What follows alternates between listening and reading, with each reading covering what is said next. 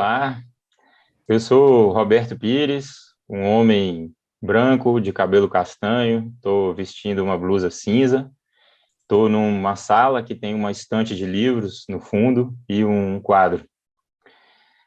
A plataforma Inclua, de recursos pró-equidade em políticas públicas, ela tem como objetivo fornecer ferramentas de autorreflexão e subsídios para identificação e intervenção sobre riscos de reprodução de desigualdades sociais na execução de políticas públicas no Brasil. E hoje nós estamos aqui com a Ana Paula Feminella, que desenvolveu a curadoria intitulada Mulheres com Deficiências e Práticas Anticapacitistas, e com a Helenita Matos, que nos acompanhará como intérprete de Libras. Sejam muito bem-vindos e muito obrigado pela colaboração de vocês.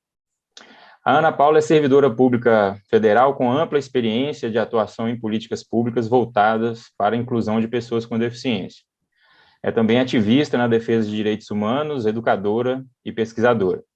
Mas vocês vão poder conhecer um pouco mais sobre ela por meio da plataforma Inclua. Ana, você indicou 6 recursos interessantíssimos, né? Estão todos acessíveis, né, por meio da plataforma Inclua. São recursos que falam sobre o enfrentamento de barreiras de acesso a bens e serviços públicos por pessoas com deficiência. Você poderia comentar um pouco para nós como foi a escolha desses recursos e como você vê a utilidade deles, né, para os diferentes tipos de profissionais que atuam na execução de políticas públicas?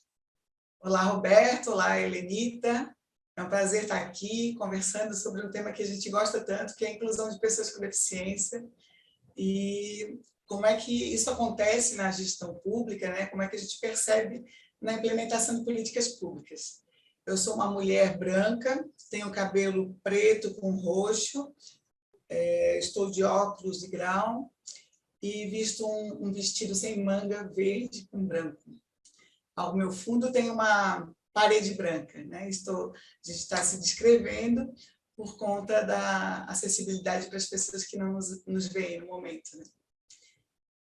Então, eu acho que a ideia do programa Inclua é incrível, né? Então, a disposição da gente colaborar aí com essa curadoria foi de realmente apresentar alguns conteúdos, alguns materiais que são de fácil acesso, de fácil entendimento para quem também não é da área, quem começou a se interessar sobre a pauta da inclusão de pessoas com deficiência, que é tão ampla, né? Eu sou mulher com deficiência há 18 anos e não canso de perceber e aprender questões novas a partir desse ativismo na defesa de direitos das pessoas com deficiência. Ana, você, né, chamou a atenção aqui para nós dessa interseção, né, entre gênero e deficiência, né? Você podia comentar um pouco mais para nós assim a importância desse olhar, né, para esse entrecruzamento, né? Então, a gente, pessoas com deficiência, sempre lutamos por muitos direitos humanos básicos e que já são conquistas sociais há algum tempo pelas pessoas que não têm deficiência. Então, enquanto a gente, mulheres com deficiência, estávamos na luta, na liderança, brigando por acessibilidade, pelo direito de ir e vir, pelo direito à informação, pelo acesso à educação, a gente, de certa maneira, não teve oportunidade de também fazer isso junto com a pauta feminista e acompanhar os movimentos feministas, né? Então, as pessoas com deficiência, especialmente as mulheres com deficiência, discutem há pouco tempo, relativamente, em comparação com o movimento feminista. Então, eu posso dizer que, assim, nas primeiras 3 conferências nacionais de defesa dos direitos da pessoa com deficiência, não foi abordada essa interseccionalidade entre mulheres e deficiência. Só na última e 4ª conferência, que foi em 2016, que a gente começa a apontar a necessidade de políticas específicas para reconhecer tantas diversidades, né? Então, esse debate é muito recente comparativamente, assim, a gente vem dos anos 2000, mais ou menos, e está ganhando força, a gente está conseguindo essa abertura aí com os movimentos, com a administração pública, para perceber que feminismo,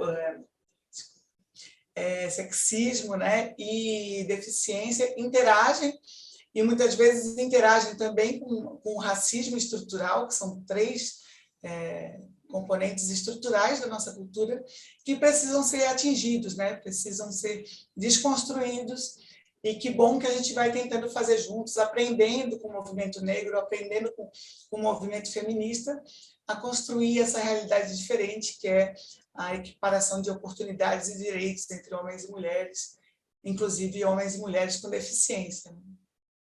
Um dos recursos que você indicou, Ana Paula, ele traz esse fato, né, do capacitismo muitas vezes estar atrelado à desinformação, à falta de convivência, né, com pessoas com deficiência e suas experiências, né?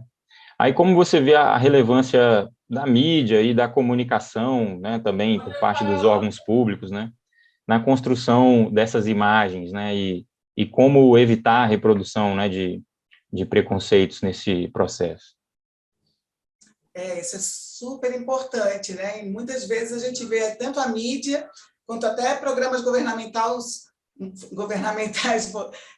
focados aí numa ideia mais capacitista, né? O que é o capacitismo? Subestimar a capacidade do outro.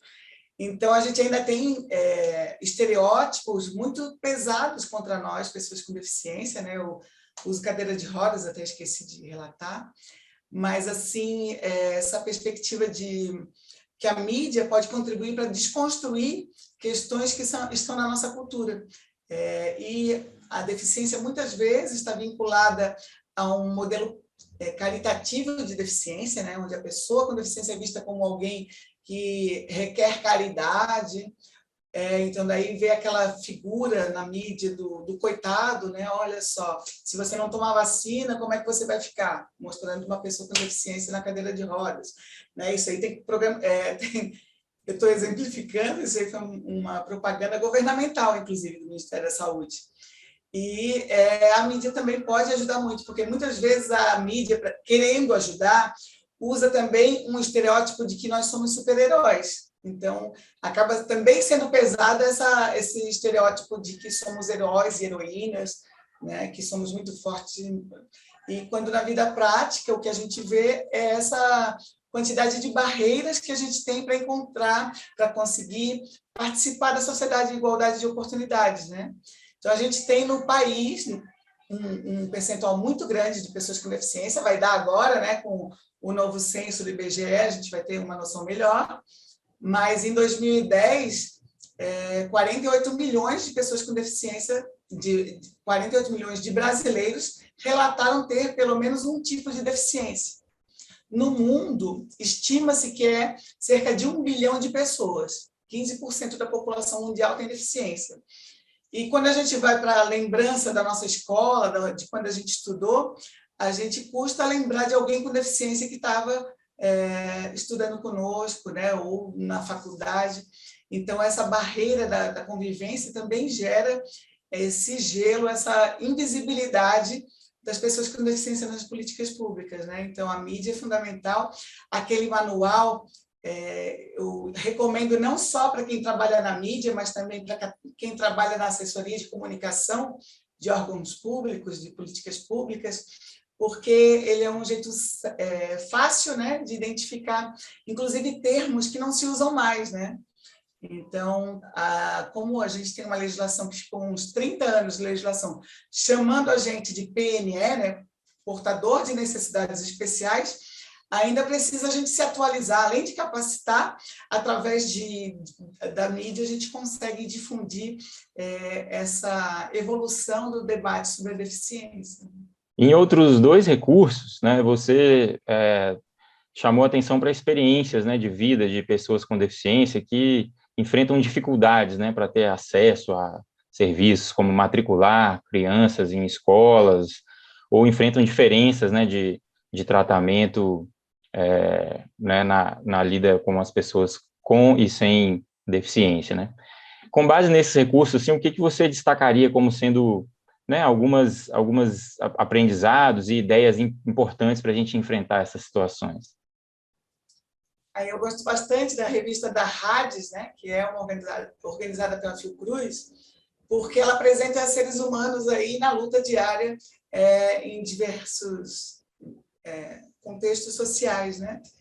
E marca bastante para a gente é realmente essa inclusão na educação, o quanto ainda é uma barreira muito forte a inclusão na educação e o quanto a gente precisa de programas e políticas públicas que promovam a inclusão das pessoas com deficiência na educação. Uma das chaves da inclusão é a convivência, né? Então, se a gente não convive com a diferença, a coisa fica mais difícil de a gente romper essas barreiras. Muitas vezes a inclusão é essa chave de conviver junto, e a gente tem várias formas de poder trazer para o nosso cotidiano mais pessoas com deficiência e dar essa visibilidade, né? Tanto trabalhando juntos, né? Nos órgãos públicos, a gente tem concurso público, tem a legislação que garante um percentual, tem uma outra legislação que garante a gente ter mais estagiários com deficiência também, e está aí, né? Então, a gente tem vários elementos para a gente incorporar e trazer para o nosso cotidiano a presença de mais pessoas com deficiência, para que a gente também quebre o gelo dessa relação. Eu acho que daquela revista Hades me marca muito o quanto a deficiência não é só uma experiência do indivíduo, mas sim da sua família e da sua comunidade.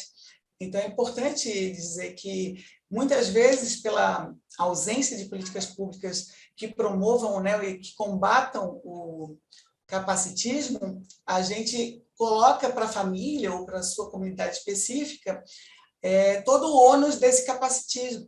Então, os custos dessa deficiência não sendo vista como uma questão para toda a sociedade, né, acaba impactando diretamente na vida das famílias, né?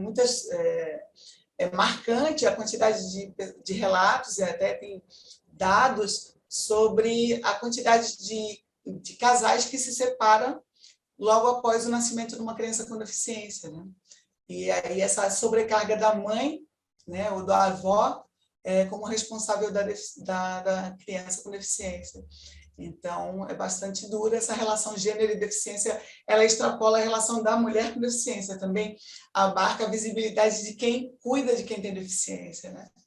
É bem interessante, por conta, inclusive, até de direitos previdenciários, que essas mães não têm opção de ter um trabalho fixo, né, e um trabalho que lhe dê alguma oportunidade de previdência social quando é necessário. Excelente. Obrigado, Ana e Helenita, por essa contribuição tão especial. De fato, é um conjunto de recursos, né, de ideias, de ferramentas muito útil, né, muito interessante para que a gente se torne mais consciente e hábil, né, a enfrentar esses desafios associados aí à inclusão de pessoas com deficiência, né? Em breve, nós teremos mais curadorias, né, sobre temas relativos à promoção da equidade nas políticas públicas. Então, acompanhe aí esses lançamentos pela plataforma Inclua. Até mais.